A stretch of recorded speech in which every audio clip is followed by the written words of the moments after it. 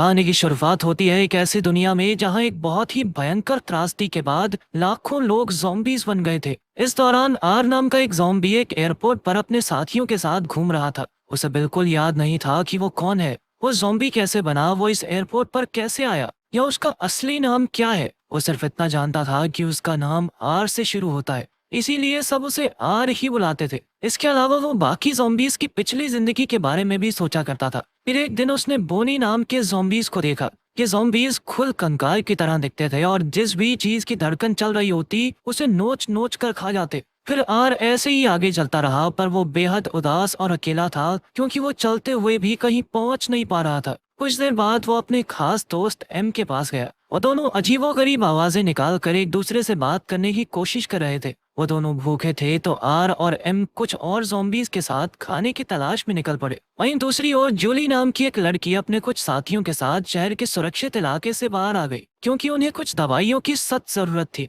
जूली ने पेरी का हाथ पकड़ा पर पेरी ने हाथ वापस ले लिया। फिर उन्होंने जूली के पिता कर्नल ग्रिगियो की एक वीडियो देखी जिसमें उन्होंने कहा कि ज़ॉम्बीज़ कुछ भी महसूस नहीं कर सकते और ना ही उनका खून बहता है, इसीलिए वो बिना डरे ज़ॉम्बीज़ को मार सकते हैं। इसके बाद पूरा ग्रुप शहर की दीवार से बाहर आ गया। जब जूली, पेरी और उनके दोस्त एक लेबोरेटरी में दवाइयां ढूंढ रहे थे तो अचानक आर और उसके साथियों ने वहां घुसकर उन पर हमला कर दिया। पेरी ने आर के ऊपर वार तो किया पर उसे जान से नहीं मारा। तभी आर की नजर जूली पर पड़ी और उसे देखते ही आर को पहली बार कुछ महसूस हुआ, पर जैसे ही वो जूली की ओर बढ़ा तो पेरी ने उस पर गोली चला दी और इसी चक्कर में आर ने पेरी को मार डाला। अब जिन इंसानों को ज़ॉम्बीज़ काट लेते थे वो भी ज़ॉम्बीज़ बन जाते थे, लेकिन अगर ज़ॉम्बी इंसान का दिमाग खा जाए तो वो ज़ॉम्बी नहीं बनेगा। इसलिए आर पेरी के दिमाग को खाने लगा ताकि वो ज़ॉम्बी न बने, और उसके दिमाग को खाने के बाद पेरी की सारी यादें आर के दिमाग में आ गई। उसके दिमाग के जरिए आर को पेरी के बचपन की यादें और उसके पहले प्यार जूली के बारे में महसूस हुआ।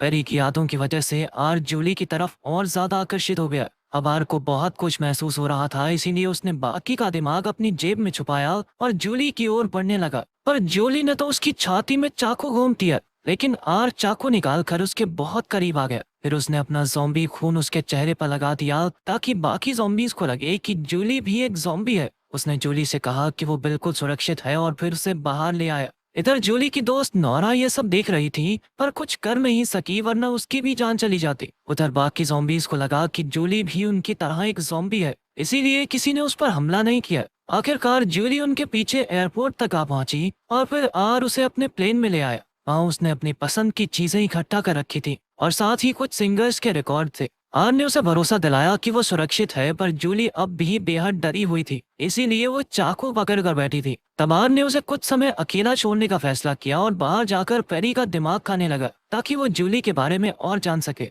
उसे पता चला कि पेरी जूली के पिता के सामने खुद को साबित करना चाहता था, और ये भी कि जब पेरी के पिता ज़ॉम्बी बन गए तो जूली ने ही उन्हें गोली मार दी थी। इसके बाद आर ने जूली के पास जाकर उसे एक कंबल ओढ़ाया और गाना चलाया ताकि जूली को आराम मिले। फिर वो जूली के सामने बैठ गया और अचानक उसका दिल चमकने लगा, यानी अब उसकी धड़कनें चलने लगी थी। खैर अगली सुबह जूली ने कहा कि उसे भूख लगी है तो आर उसके लिए खाना ढूंढने बाहर चला गया। इधर जूली मौका देखकर वहां से भाग निकली और जल्द ही ज़ॉम्बीज का एक ग्रुप हवा में उसकी महक सूंघता हुआ वहां पहुंचा। तब अचानक आर ने वहां आकर फिर से उसके चेहरे पर अपना खून लगाया और उसे ज़ॉम्बी होने का नाटक करने को कहा। इसके बाद वो उसे प्लेन में वापस ले आया और उसे कुछ खाना और बियर दी। ये देखकर जूली भी उस पर विश्वास करने लगी। तब आर ने उससे कहा कि जब तक बाहर माहौल ठीक नहीं हो जाता उसे कुछ दिन तक यहीं छुप कर रहना होगा। मगर सच तो ये था कि आर उसे कभी भेजना ही नहीं चाहता था। खैर जूली राजी हो गई और फिर बाद में वो दोनों एक गाड़ी में घूमने निकल गए। आर को ये गाड़ी किसी बेसमेंट में लावारिस मिल गई थी, इसीलिए वो इसे जूली के लिए उठा लाया। जूली बहुत तेज गाड़ी चला रही थी और आर सिर्फ उसे देख रहा था। फिर जूली ने उसे भी गाड़ी चलानी सिखाई और इस तरह आर ने आम इंसानों की तरह चीजें महसूस करना शुरू किया। इसी तरह प्लेन में लौटकर वो गेम्स खेलकर और गाने सुनकर अपना मनोरंजन करते थे। जूली अक्सर आर से बातें करती थी और उसकी बातें सुन सुनकर आर भी थोड़ा बहुत बोलने लगा था। इधर जूली डांस करती, किताबें पढ़ती और बाहर जाने के समय का इंतजार करती रहती। वहीं आर के दिल को धड़कते हुए अब कुछ दिन बीत चुके थे।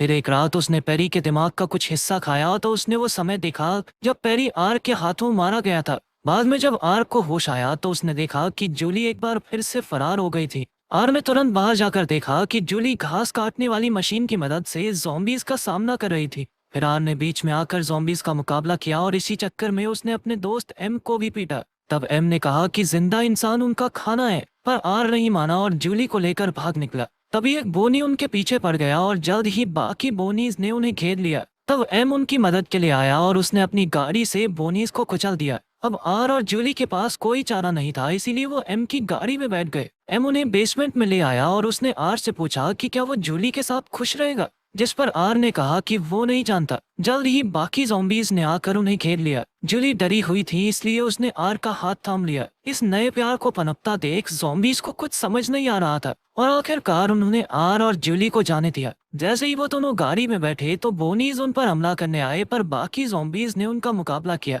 उधर जूली गाड़ी चला रही थी, पर बारिश की वजह से उसे ठंड लगने लगी। फिर उसने एक शहर में गाड़ी रोकी ताकि यहाँ वो रात गुजारने के लिए कोई घर ढूंढ सके। इधर घर में जाकर जूली ने लैंप जलाया और आर अपनी पसंद की चीजें इकट्ठी करने लगा। तब जूली को एक पोलरॉइड कैमरा मिला तो वो आर की तस्वीरें खींचने लगे, क्योंकि उसे लगा कि अब कोई भी दिन उसका आखिरी दिन हो सकता है। खैर, खाना खाने के बाद जब जूली ने आर से कहा कि वो कमरे में उसके साथ सो सकता है, तब आर हिचकिचाते हुए उसके बेड के साथ जमीन पर लेट गया। उधर एयरपोर्ट पर एम ने एक पोस्टर देखा जिसमें दो लोगों ने हाथ थामे हुए थे, जिससे उसे आर और जूली की याद आई। तभी अचानक उसे अपनी पिछली गर्लफ्रेंड की याद आ गई और कुछ महसूस हुआ। जल्द ही बाकी ज़ॉम्बीज़ भी उस पोस्टर को देखकर कुछ महसूस करने लगे और उन सभी के दिल चमकने लगे। अब उनकी धड़कनें वापस आ गई थी, यानी अब बोनीज उन्हें भी खा सकते थे। वहीं दूसरी ओर जूली ने आर का शुक्रिया अदा किया, क्योंकि उसने कई बार जूली की जान बचाई थी। उसे लगा कि आर बाकी ज़ॉम्बीज़ से अलग है, लेकिन आर अब उससे और झूठ नहीं बोल सकता था। उसने सच बता दिया कि उसने ही पेरी को मारा है।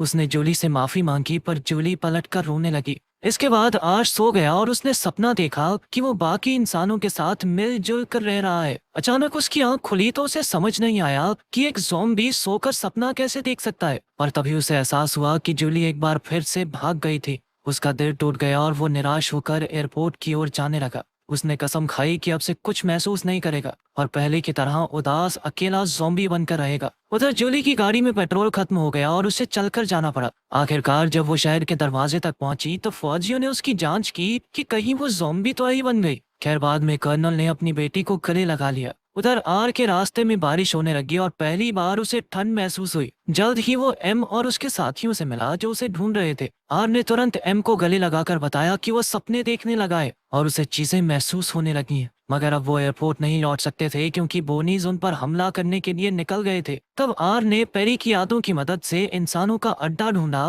और अपने साथियों को वहां ले आया। फिर उसने सबको वहीं रुकने को कहा और खुद जूली की तलाश में निकल पड़ा। वो जिंदा इंसानों की तरह चलने लगा और पेरी की यादों के जरिए जूली के घर तक आ पहुंचा। इधर जूली नोरा को अपने ज़ॉम्बी दोस्त आर के बारे में बता रही थी। फिर रात को जूली बालकनी में आई तो अचानक आर ने उसका नाम पुकारा। जूली ने हैरान होकर उससे पूछा कि वो यहाँ क्यों आया है। तभी नोरा ने बाहर आकर देखा कि आर फौजियों को पार करके यहाँ तक आ पहुंचा, यानी अब वो ज़ॉम्बी नहीं रहा। फिर वो आर को घर में ले आए तो आर ने उन्हें बताया कि बाकी ज़ॉम्बीज़ भी बदल रहे हैं, लेकिन वो जानते थे कि कर्नल इस बात को कभी नहीं मानेंगे। इसीलिए जूली और नोरा ने उसका भेष बदला ताकि वो आम इंसान जैसा दिखे। आर ने नहाकर खून साफ किया और फिर जूली और नोरा ने उसके चेहरे पर फाउंडेशन लगाकर उसे खूबसूरत बना दिया। उधर हजारों की तादाद में ज़ॉम्बीज़ और बोनीज शहर में घुस आए थे। इधर जूली, नोरा और आर कर्नल की खुफिया मीटिंग में पहुंचे, मगर फौजियों ने आर को रोक दिया। तब आर बिल्कुल इंसानों की तरह बातें करके बच निकला। फिर जूली ने कर्नल को समझाने की कोशिश की कि ज़ॉम्बीज़ बदल रहे हैं और हमें उनकी मदद करनी चाहिए, पर कर्नल ने उस पर यकीन नहीं किया।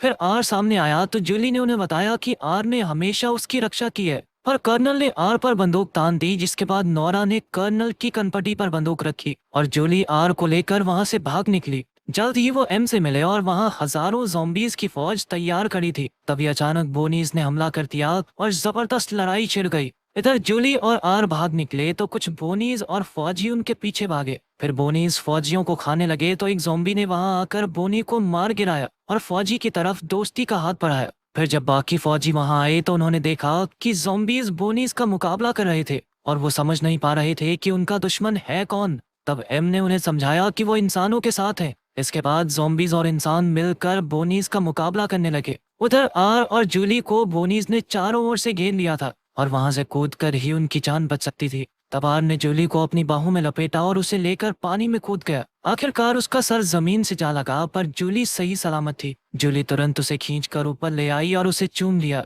फिर आर का शरीर भी गर्म होने लगा और उसकी आंखें फिर से नीली हो गई। लेकिन तभी कर्नल ने आर को गोली मार दी। तो जूली ने उन्हें समझाया कि कुछ ज़ॉम्बीज ने इंसानों पर हमला किया, मगर कुछ ज़ॉम्बीज अब बदलने की कोशिश कर रहे हैं। तभी उसने देखा कि आर का खून बह रहा था और ये देखकर फौजियों को यकीन हो गया कि जूली सच कह रही है। उसके बहते खून को देखकर जूली बेहद खुश हुई, क्योंकि इसका मतलब ये था कि वो फिर से जिंदा हो रहा है। आखिरकार कर्नल मान गया और फिर वो आर को हॉस्पिटल ले गए। वहीं आर भी इतने सालों बाद दर्द महसूस करके बेहद खुश था। वहीं दूसरी ओर इंसानों और ज़ॉम्बीज ने मिलकर बोनीज की फौज को मार गिराया। आखिरकार आम इंसानों ने ज़ॉम्बीज को फिर से जीना सिखाया ताकि वो जल्द से जल्द ठीक हो जाएं। एक दिन अचानक एम को याद आ गया कि उसका नाम मार्कस है। इधर फिर से जिंदा होने के बाद भी आर को अपना नाम याद तो नहीं आया, पर वो अपनी नई जिंदगी में बेहद खुश था। अगर वीडियो पसंद आई तो लाइक कर देना, चैनल को सब्सक्राइब कर देना। मिलते हैं अगली वीडियो में।